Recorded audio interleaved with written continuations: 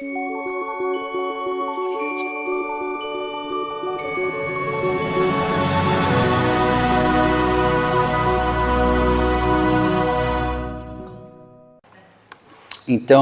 antes de começar a aula, como a gente sabe, né, a tudo dai graças. Então, vamos dar graças por estarmos reunidos nessa noite para mais uma conversa, né, sobre o nosso lar. Hoje o capítulo 40. Então, agradecemos primeiro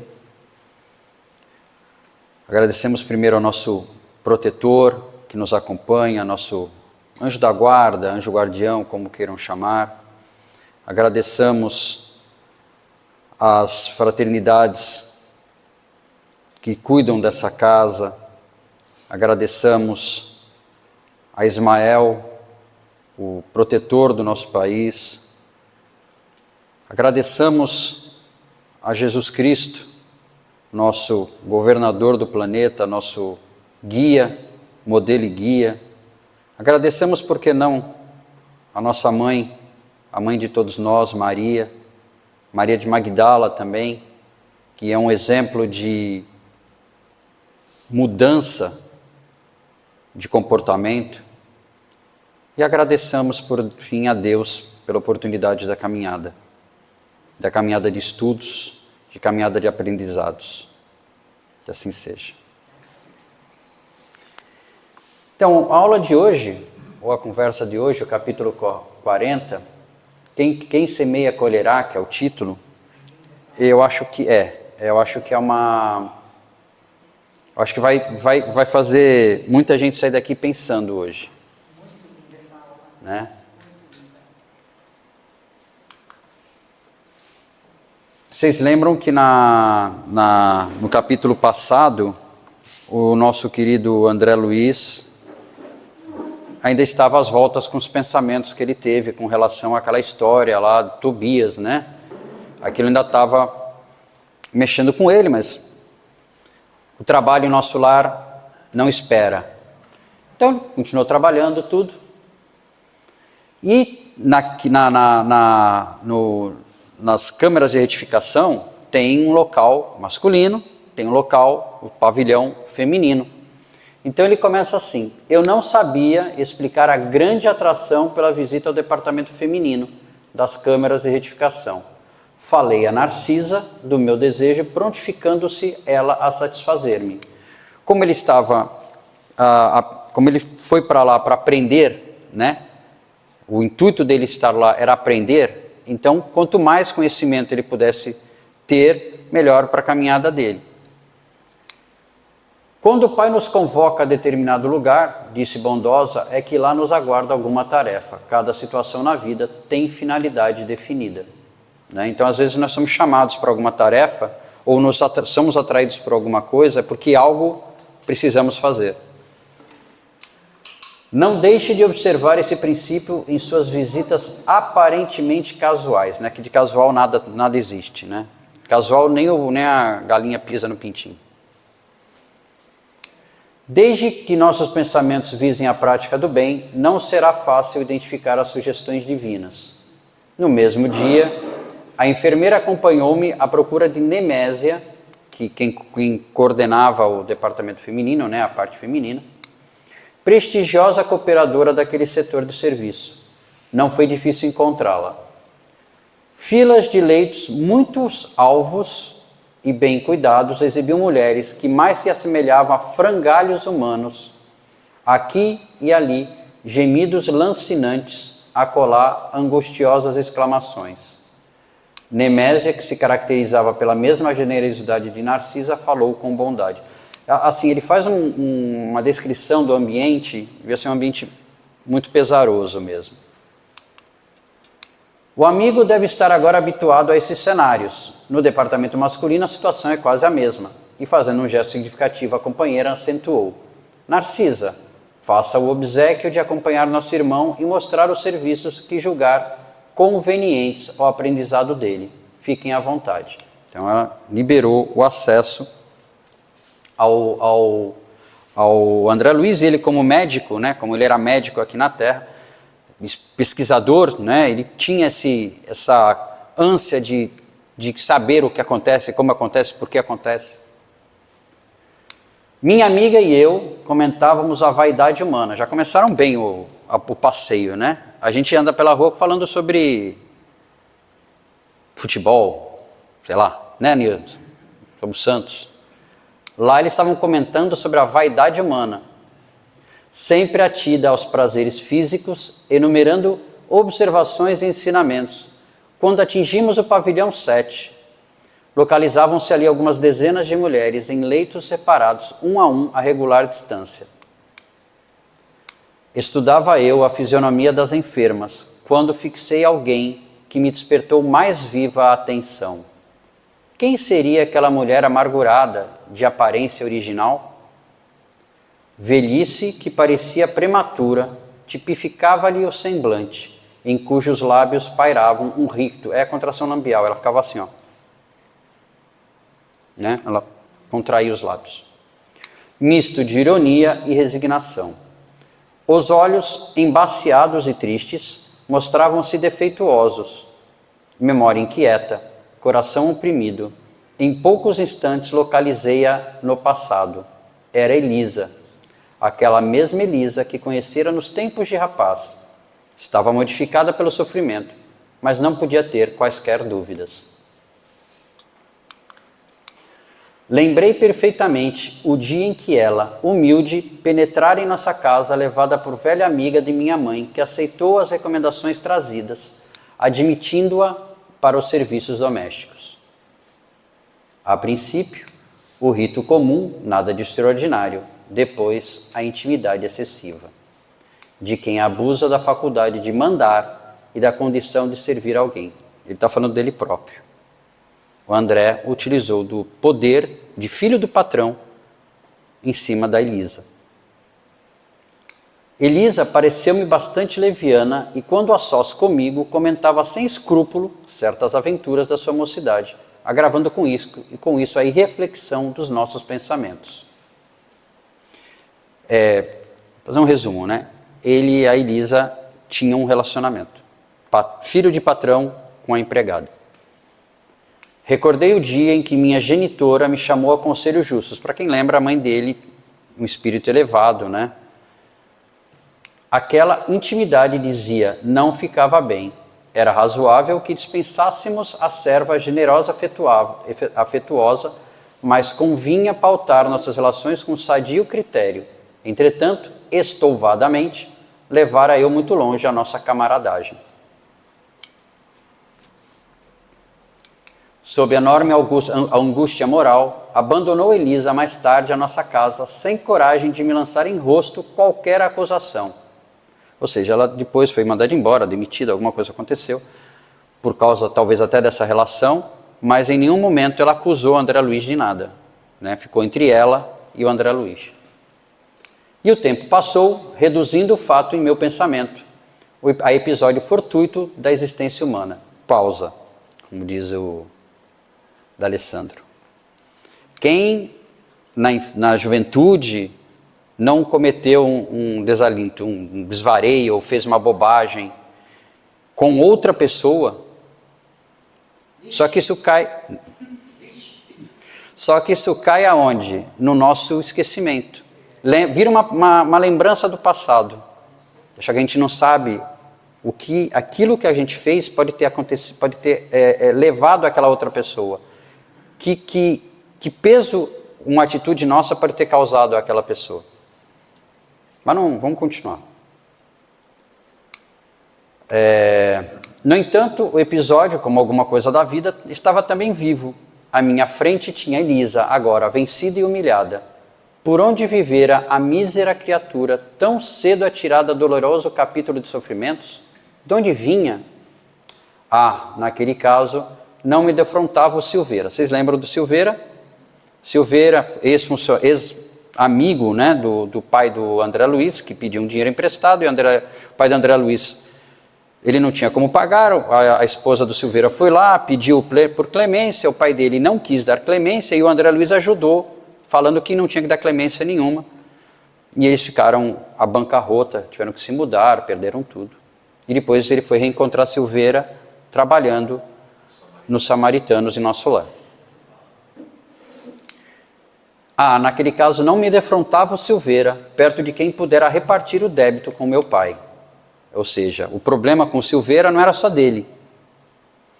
Era metade dele e metade do pai dele. Agora não. A dívida agora era inteiramente minha. Cheguei a tremer, envergonhado da exumação daquelas reminiscências, mas qual criança ansiosa de perdão pelas faltas cometidas, dirigi-me a Narcisa pedindo orientação. Correu para a saia da mãe, como diz o outro, né? Narcisa, que era a grande mentora dele, eu mesmo me admirava da confiança que aquelas santas mulheres me inspiravam. Talvez nunca tivesse coragem de pedir ao ministro Clarencio as elucidações que pedira à mãe de Lísias, e possivelmente outra seria minha conduta naquele instante se tivesse Tobias a meu lado. Considerando que a mulher generosa e cristã é sempre mãe, voltei-me para a enfermeira, confiando mais do que nunca. Foi o que eu falei. Correu atrás da saia da mãe. Narcisa, pelo olhar que me endereçou, parecia tudo compreender. Lembrando que lá, alguns espíritos mais elevados, e Narcisa deve ser um desses, ela já percebia as coisas pelo pensamento, não precisava nem falar. Comecei a falar contendo o pranto, mas a certa altura da confissão penosa, minha amiga obtemperou. Não precisa continuar. Ela já tinha percebido o problema. Adivinha o epílogo da história, ou seja, o fim da história. Não se entregue a pensamentos destrutivos. Conheço o seu martírio moral, de experiência própria. Quem diria? Narcisa também cometeu desatinos na juventude. Entretanto, se o Senhor permitiu que reencontrasse agora esta irmã, é que já o considera em condições de resgatar a dívida. Ou seja, como a gente costuma falar, né? Deus não coloca uma cruz maior do que você pode carregar. Se isso apareceu para ele, é porque ele já tinha estrutura para poder encarar a situação. Vendo a minha indecisão, prosseguiu. Não tema, aproxime-se dela e reconforte-a. Todos nós, meu irmão, encontramos no caminho os frutos do bem ou do mal que semeamos. Esta afirmativa não é frase doutrinária, é realidade universal. Como dizem, né, a gente gosta muito de usar esse termo, né, o plantio é opcional, mas a colheita não. Plantou abacaxi, vai colher abacaxi. Tendo colhido muito provérbio de situações iguais a esta. E ela fala, bem-aventurados os devedores em condição de pagar. Ele já estava em condição de pagar o débito dele. E aí vamos ao Livro dos Espíritos. Questão 399, Lei da Causa e Efeito. Sendo as vicissitudes da vida corporal expiação das faltas do passado e ao mesmo tempo provas com vistas ao futuro, seguir-se-á que da natureza de tais vicissitudes se possa deduzir de que gênero foi a existência anterior, ou seja, isso inclusive, a Margarete falou agora há pouco, que os débitos que nós temos agora, os problemas que nós temos agora, pode ser coisa da vida anterior. E o que você fizer de bom agora, vai reverberar na sua vida futura. Resposta, muito a miúde é isso possível, pois que cada um é punido naquilo que pecou. Entretanto, não há que tirar daí uma regra absoluta. As tendências instintivas constituem indício mais seguro, visto que as provas por que passa o espírito o são, tanto pelo que respeita ao passado, quanto pelo que toca ao futuro. Ou seja, o que fazes agora, se for de bom ou de ruim, refere-se talvez ao passado, mas com certeza vai te marcar em alguma coisa no futuro. Nada acontece por acaso. Então, bem-aventurados os devedores em condição de pagar. E percebendo minha resolução firme de empreender o necessário ajuste de contas, acentuou: vamos, mas não se dê a conhecer por enquanto. Faça-o depois de beneficiá-la com êxito. Isso não será difícil pelo fato de continuar ela em cegueira quase completa, temporariamente. Pelas forças que a envolvem, noto-lhe a triste característica das mães fracassadas e das mulheres de ninguém. Aproximando-nos, tomei a iniciativa da palavra confortadora. E olha a imagem, André Luiz e a nossa querida Elisa. Para quem tem interesse, tem um site, projetoimagem.com.br. Eles fazem desenhos de todas as passagens do livro André Luiz. Mensageiros, Nosso Lar, se você quiser. E eu achei bem interessante o desenho que ele fez da pobre Elisa, né? Elisa identificou-se, dando o próprio nome e prestando de boa vontade outras informações. Havia 3 meses que fora recolhida às câmeras de retificação. Interessado em castigar a mim mesmo diante de Narcisa, para que a lição me penetrasse na alma, com caracteres indeléveis perguntei. Ou seja, ele perguntou para que ele mesmo, pelo sofrimento da situação, pudesse ele mesmo, de alguma forma, se ajudar e ajudar a Elisa. E sua história, Elisa, deve ter sofrido muito.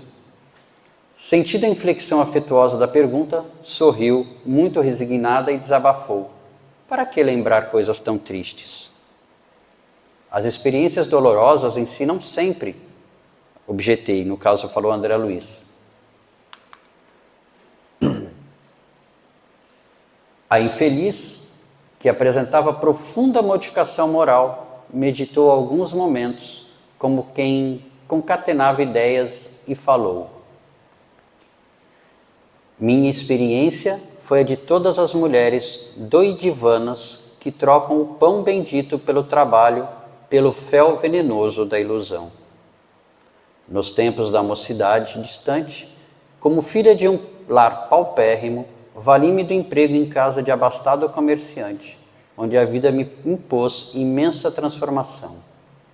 Esse negociante tinha um filho, tão jovem quanto eu, e depois da intimidade estabelecida entre nós, quando toda a reação de minha parte seria inútil, esqueci criminosamente que Deus reserva o trabalho a todos os que amem a vida sã, por mais faltosos que tenham sido, e entreguei-me a experiências dolorosas, que não preciso comentar.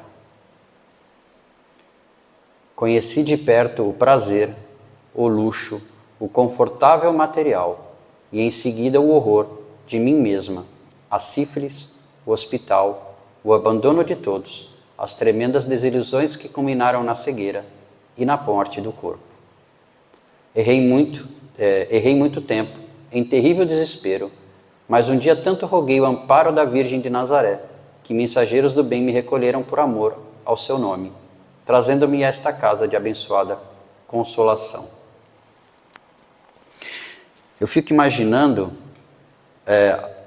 como André Luiz ficou ouvindo essa passagem, a própria Elisa comentando que após sair da casa dele, se entregou à prostituição. Porque é isso que ela fez. Então você imagina, claro que a culpa não é só dele, a gente vai chegar lá. A culpa não é só dele. Mas o ato que ele fez, utilizando do pseudo-poder que ele tinha sobre a funcionária, fez, ou a que levou a funcionária a cometer depois que saiu da casa, porque foi demitida. Comovidíssimo até as lágrimas, perguntei: e ele, como se chama o homem que a fez tão infeliz? Ouvia então pronunciar meu nome e de meus pais. E você o odeia? Indaguei acabrunhado. Ela sorriu tristemente e respondeu: no período do meu sofrimento anterior, amaldiçoava-lhe a lembrança, nutrindo por ele um ódio mortal. Mas a irmã Nemésia modificou-me. Para odiá-lo, tenho de odiar a mim mesma. No meu caso, a culpa deve ser repartida. Não devo, pois, recriminar ninguém, porque quando um não quer, dois não fazem. Aquela humildade sensibilizou-me. Tomei-lhe a destra, sobre a qual, sem que eu pudesse evitar, rolou uma lágrima de arrependimento e remorso. Ouça, minha amiga, falei com emoção forte. Também eu me chamo André e preciso ajudá-la. Conte comigo doravante. E sua voz, disse Elisa ingenuamente, parece a dele. Ela não enxergava, mas ela percebeu que o tom da voz, a voz era bem parecida com a do André, né? Pois bem, continuei comovido. Até agora, e antes de uma pausa, ela não enxergava. Você imagina se ela enxergasse e visse o André? Não, ela já tinha perdoado. Ela não o matava, ela já tinha perdoado, mas você imagina como ia ser pior. Porque ele conversando com ela, sem ela saber quem ele é, para ele foi até confortável. Agora imagina você conversando com alguém e ele sabendo quem você é. Fala, Arlindo. Mas por que ela estava cega? Por causa da sífilis. Quê? Por causa da sífilis. Uma doença que foi acometida a ela durante a prostituição. Ela pegou sífilis. Porque dizem que quando a pessoa é cega, quando ela vai para o mundo espiritual, ela enxerga. No caso, então vamos assim. No caso da Elisa, ela na prostituição, né, e vamos dizer assim, que ela causou a doença a ela própria. Ao contrário de alguém que nasce cego por uma necessidade, seja lá o que for, e quando ele desencarna, ele não tem mais por que ser cego, né? No caso da Elisa, ela não desencarnou bem. Ela foi para o umbral, ela morreu de sífilis, ela tinha uma série de problemas no corpo, no organismo, que levaram ela a ficar cega. Então, ela talvez ainda não tivesse condição de melhorar a visão, de enxergar, mas ela vai enxergar, entendeu? Mas, da mesma forma que o André Luiz, quando foi internado no hospital, ele estava com aberto, né, com uma chaga na barriga. O espírito não precisa disso, mas fica marcado aonde? No perispírito, né? A gente já comentou sobre isso uma vez. Então, o perispírito fica marcado. Como aquele caso da mulher também, que fazia muito sabor. Sim, vocês lembram do caso da mulher que fazia muito sabor, ela era cheia de manchas pretas pelo perispírito. São as marcas. Onde eu estava, assim. E sua voz, disse Elisa ingenuamente, parece a dele. Pois bem, continuei comovido. Até agora não tenho propriamente uma família em nosso lar, mas você será aqui, minha irmã do coração. Conte com o meu devotamento de amigo.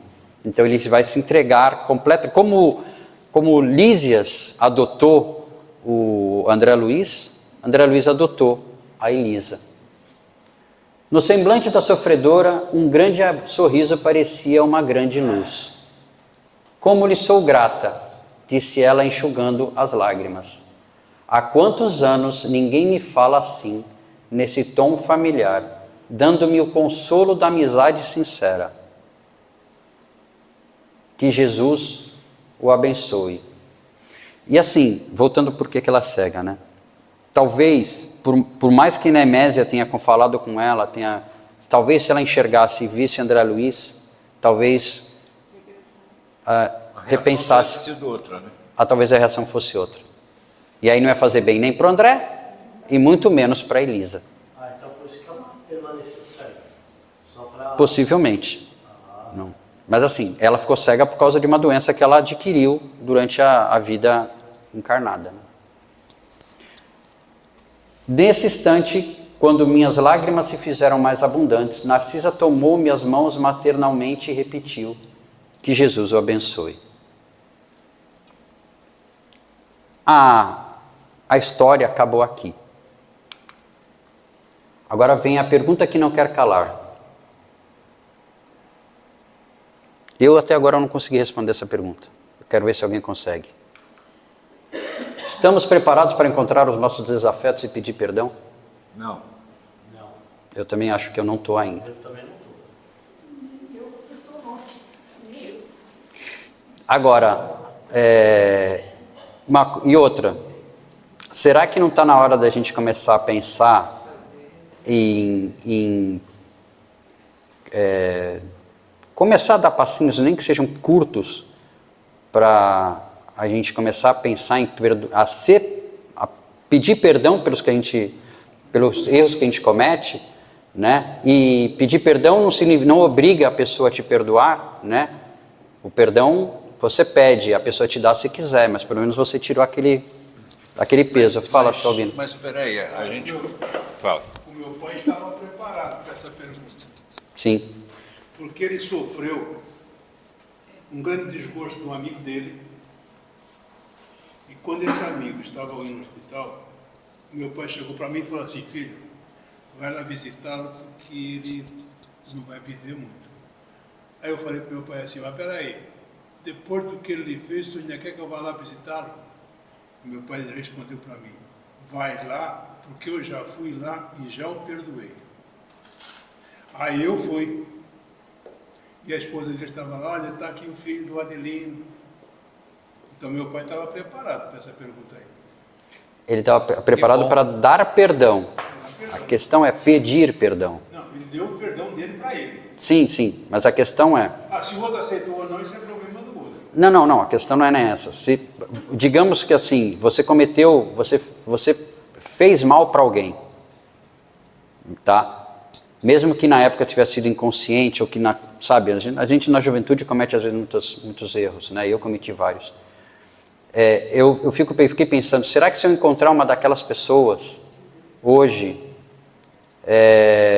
se eu teria coragem de pedir perdão? Será que a gente já está preparado para isso? Porque, como eu disse, no caso do André Luiz foi penoso, mas ele foi aí agraciado com o benefício da cegueira da Elisa, digamos assim. Ela não o via, o que foi bom para os dois. Mas,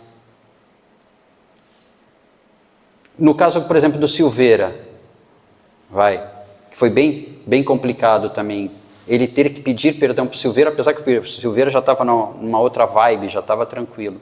Mas é uma situação complicada, né? A gente parar e pensar em pedir perdão, que não é desculpa, né? Como diz um amigo que a gente conhece, eu e a Suzy e a dona Lúcia, que desculpa ninguém tira, né?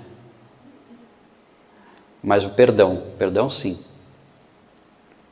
E tem uma frase do André Luiz Ruiz, que eu assisti o vídeo dele, inclusive foi a Nilza que postou, e eu achei interessante. Os responsáveis pelas quedas são os responsáveis por reerguer os que caíram.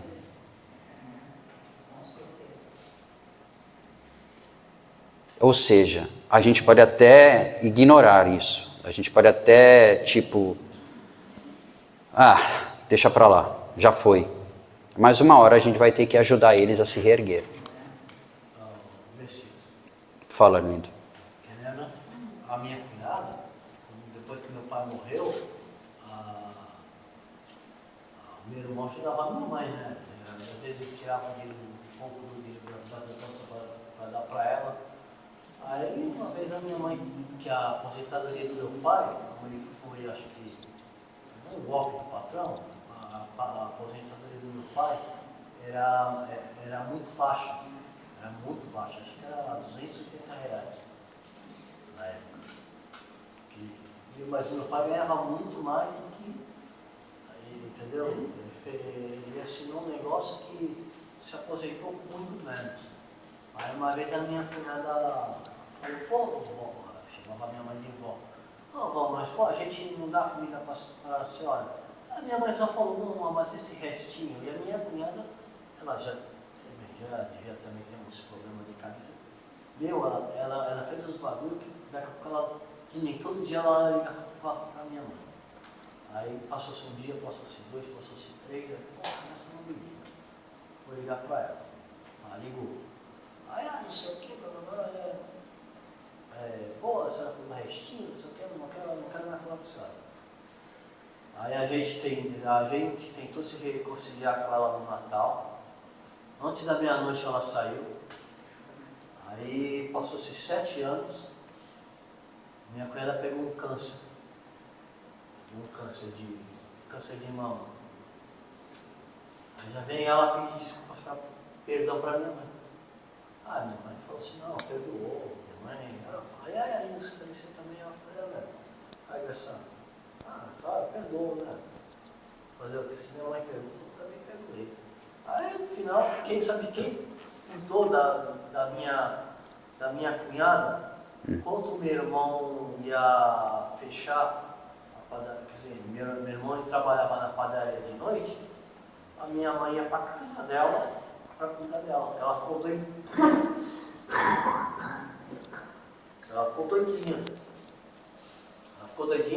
Teve uma vez que ela até sumiu.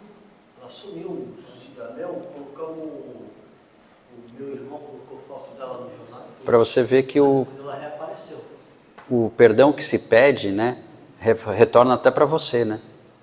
Porque no caso da Elisa também, a Elisa perdoou o André Luiz, né? O André Luiz pediu perdão, não pediu diretamente, né, mas deve ter ficado muito chateado, e a forma dele ajudar a Elisa é abraçar ela como a irmã de coração dele dentro de nosso lar, né? Fala, Eu ia falar aquela hora, quando você fez aquela pergunta, estamos preparados para encontrar os nossos desafetos e pedir perdão? A gente sabe que a vida, ela é uma escola para todos nós.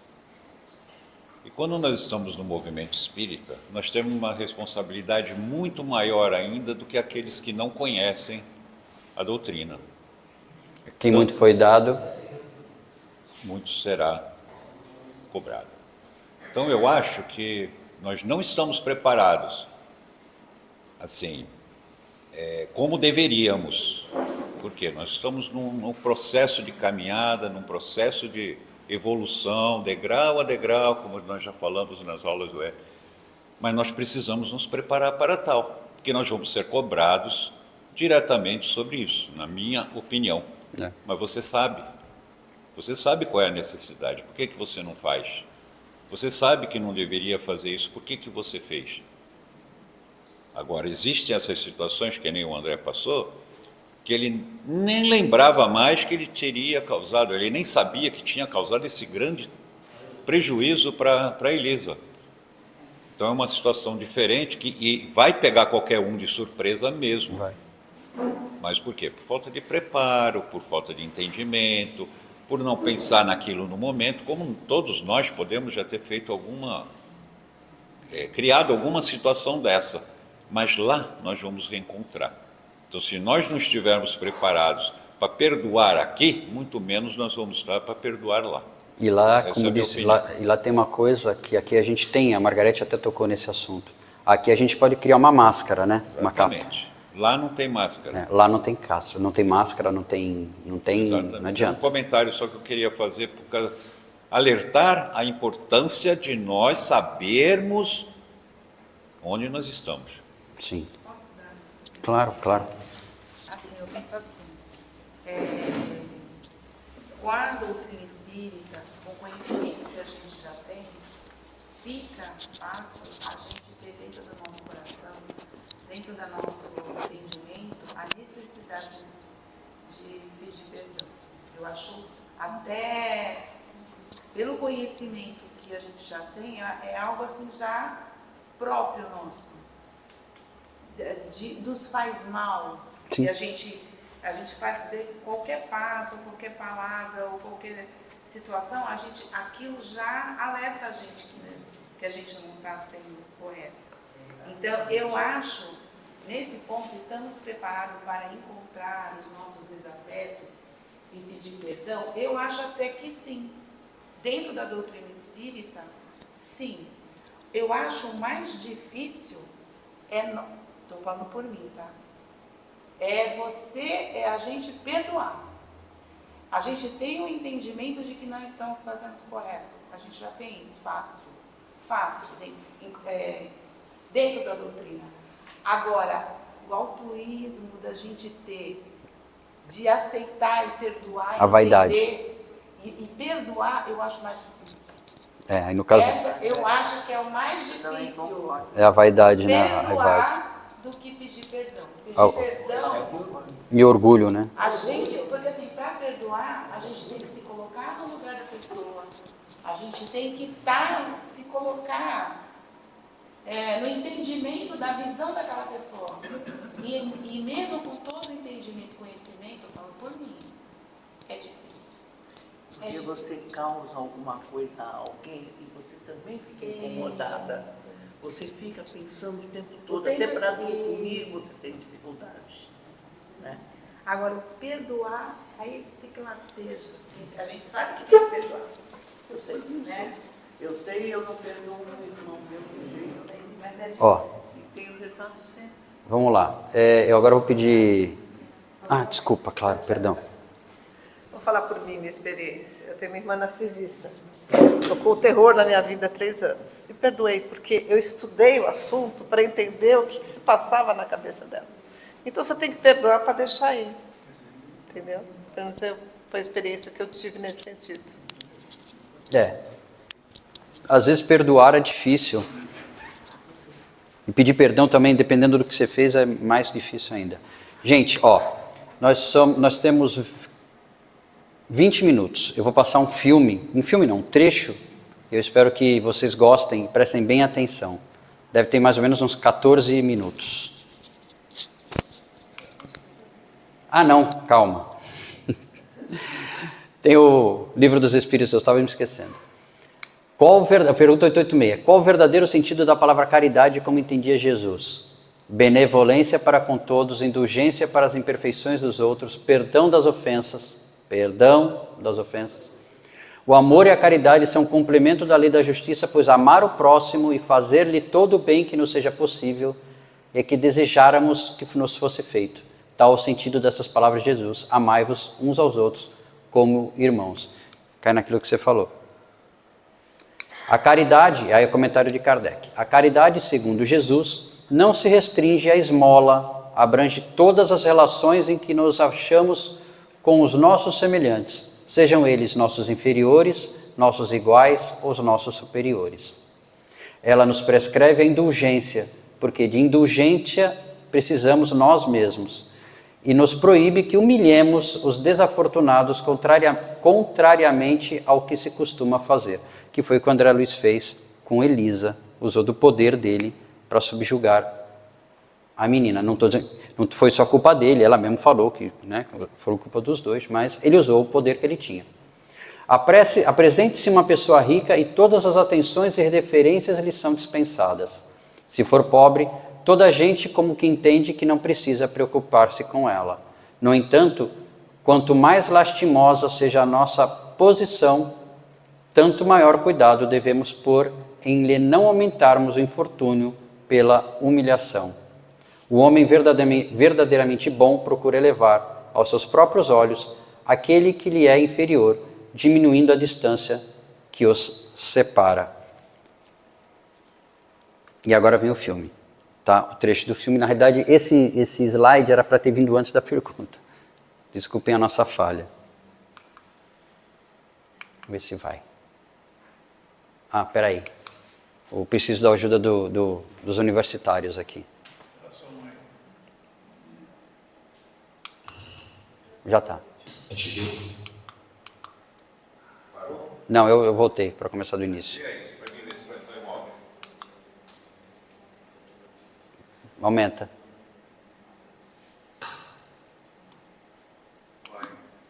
Estava saindo.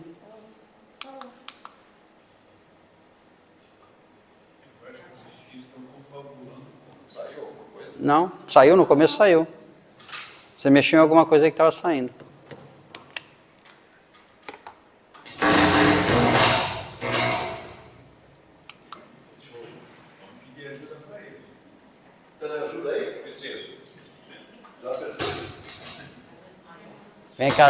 Vem cá, Zé, antes que eles quebrem tudo ali. Todo mundo fazendo prece aí, professor. Senão bota o microfone na saída aí.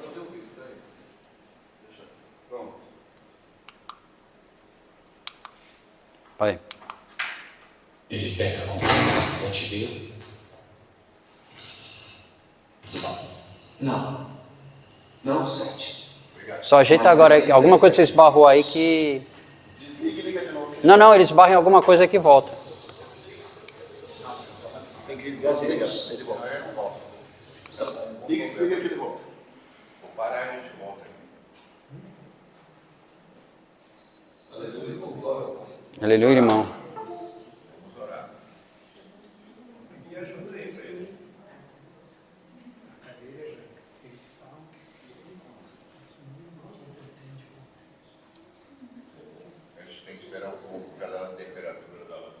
Não, porque teve uma hora que você mexeu no cabo quando você estava mexendo, ela fez isso e depois voltou. Mas isso já aconteceu. Aqui numa segunda-feira, tivemos que desligar mesmo, voltar, aí ele volta no normal. Não sei se é algum mau contato no HDMI.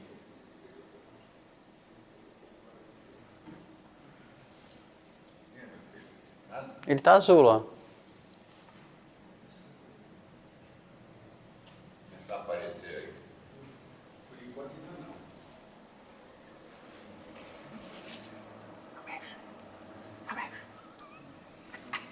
Pô.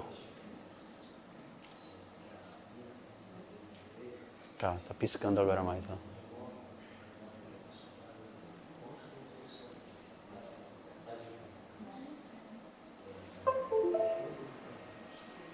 Ó, ligou a turbina, agora vai.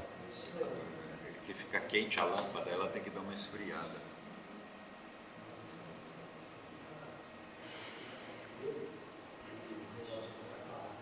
Vou trocar esse cabo aqui, cara.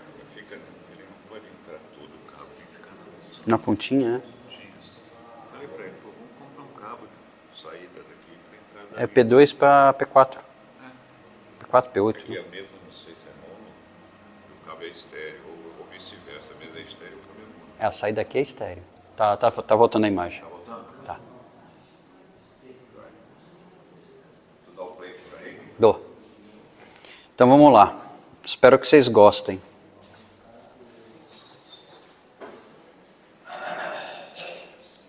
Deixa a luz de velas. Aqui é o ventilador, né? Ali sabe onde é que apaga, Silvia? Essas duas da frente? Essas duas aqui da frente, sabe onde é que apaga? Por favor.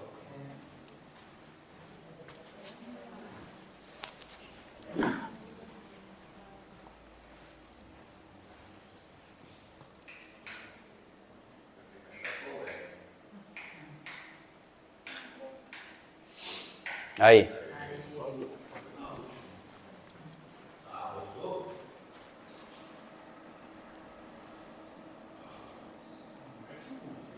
Pronto. Vamos lá, agora vai.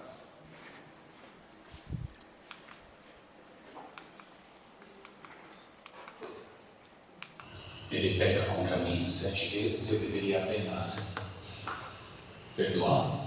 Não. Não 7. Mas 77 vezes.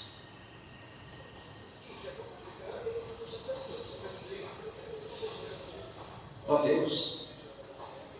Estão todos prontos para... Bom, na verdade, eu só estou dizendo que sinto muito. O perdão é um presente que você pode dar. Ou não dar.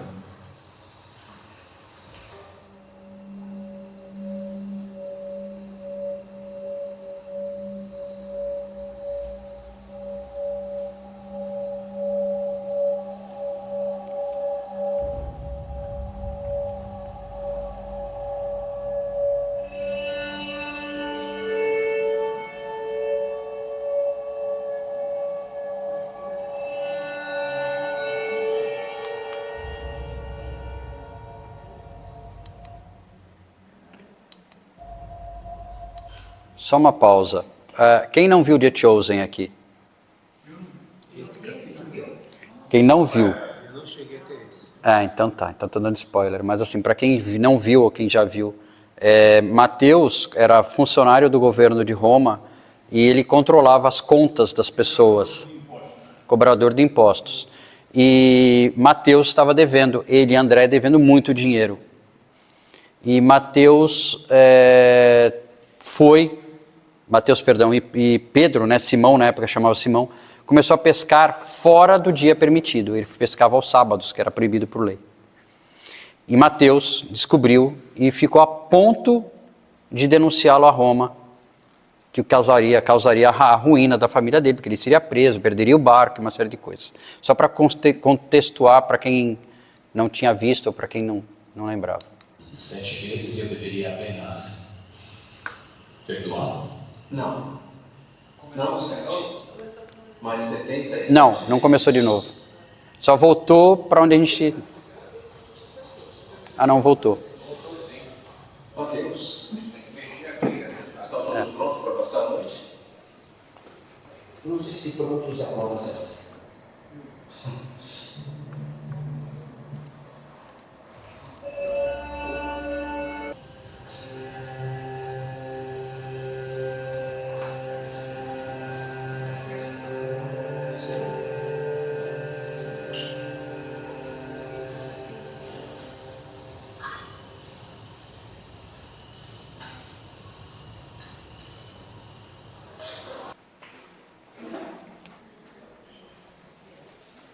É isso, gente. Eu não posso assistir essas cenas que eu sempre choro.